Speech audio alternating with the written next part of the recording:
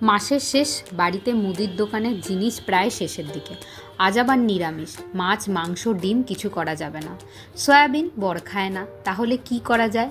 তাই আগের দিন রাত্রিরে ভেজানো সামান্য সবুজ মুগ, ছোলা, রাজমা, কাবুলি চানা, মটর দিয়ে তৈরি করে ফেললাম নিরামিষ মিক্সড বাহারি রেসিপি, তাও আবার প্রেশার কুকারে।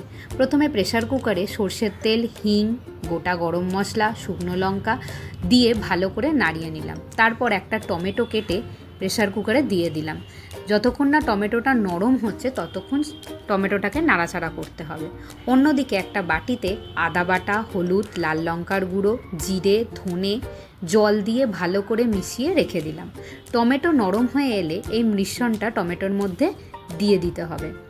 যতক্ষণ না আদা আর কাঁচা মশলার গন্ধ যাচ্ছে ততক্ষণ টমেটোর সাথে এই মশলাটাকে ভালো করে কষাতে হবে।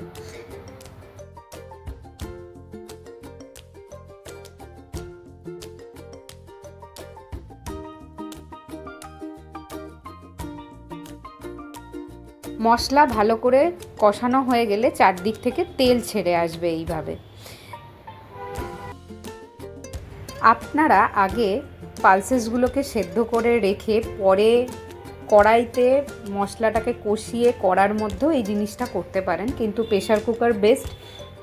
গ্যাসও কম খরচা হয়, সময়ও কম যায়। মশলা কষানোর পর কেটে রাখা আলুগুলো দিয়ে এরকমভাবে মশলার সাথে ভালো করে মিক্সড করে নিতে হবে।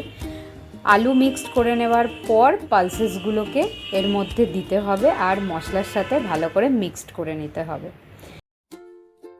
মশলার সাথে ভালো করে মিক্সড করে নেওয়ার পর এর মধ্যে জল দিতে হবে। কতটা জল দিতে হবে?